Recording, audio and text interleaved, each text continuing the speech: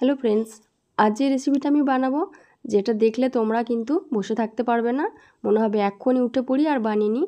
তো চলো দেখে নাও। এখানে আমি 2 লিটার দুধ নিয়েছি। প্রথমে 1 লিটার দুধকে আমি ভালো করে ফুটিয়ে নিয়েছি। ফোটানো হয়ে গেলে আমি এখানে ভিনিগার আর জল মিশিয়ে এটা একটা ছানা কাটিয়ে নিচ্ছি। তো আমাদের ছানাটা একদম রেডি হয়ে গেছে। এরপর জল ঝরিয়ে কিন্তু আমি এটাকে হাতে করে মেখে নেব। তো এটা বেশ কিছুক্ষণ কিন্তু আমাকে মাখতে হবে, প্রায় 15 থেকে 20 মিনিট কিন্তু ভালোভাবে এটাকে আমাকে মেখে নিতে হবে। মাখা হয়ে গেলে আমি হাফ চামচের মতো এখানে ময়দা দিয়ে দিলাম। ময়দাটা দিয়ে আরও কিছুক্ষণ আমাকে 5 মিনিট ভালোভাবে মেখে নিতে হবে। তো মাখা হয়ে গেলে আমি এগুলোকে এবার ছোটো ছোটো করে রসগোল্লার শেপ দিয়ে নেব।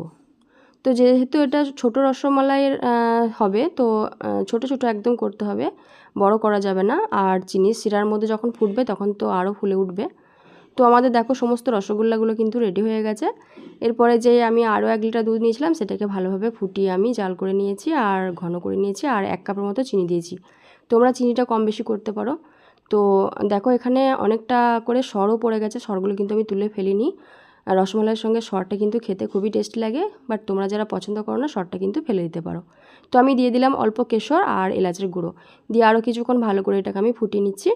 এরপর আমি 1.5 কাপের মতো চিনি দিয়ে দেবো আর 5 কাপের মতো জলটা দিয়ে কিন্তু আমি ভালোভাবে এটাকে টকবক করে ফুটিয়ে নেব।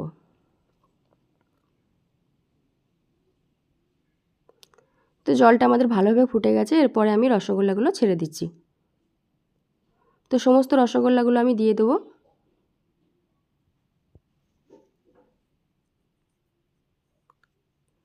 রসগোল্লাগুলো দেওয়া হয়ে গেলে আমি এটা 15 মিনিট হাই ফ্লেমে ফুটিয়ে নিচ্ছি ঢাকনা দিয়ে। তো আমাদের 15 মিনিট ফুটিয়ে নেওয়ার পরে দেখো এই পজিশনে এসছে রসগোল্লাগুলো।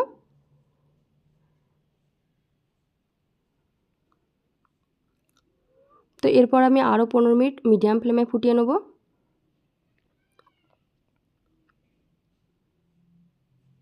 তো রসগোল্লাগুলো কিন্তু আমাদের একদম রেডি হয়ে গেছে। আমি তোমাদেরকে তুলে দেখাচ্ছি কতটা স্পঞ্জি হয়েছে, বাট দেখাতে পারলাম না, প্রচণ্ড গরম। তো এখানে আমি এবার যেই রসটা বানিয়ে রেখেছিলাম দুধের, সেটার মধ্যে আমি সমস্ত রসগোল্লাগুলো দিয়ে ভালোভাবে আমি কিন্তু এটা 5 মিনিট ফুটিয়ে নিচ্ছি। 5 মিনিট ভালোভাবে ফোটানো হয়ে গেলেই কিন্তু আমাদের রসমালাইয়ের রেসিপি রেডি।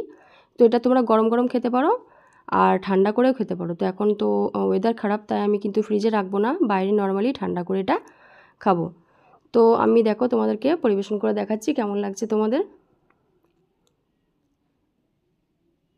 দেখেই বুঝতে পারছো খুবই টেস্টি হয়েছে। তো এই ছোট্ট সহজ টেস্টি আমি রেসিপিটা যদি তোমাদের ভালো লেগে থাকে প্লিজ লাইক করে দিও আর সাবস্ক্রাইব করতে ভুলো না কিন্তু।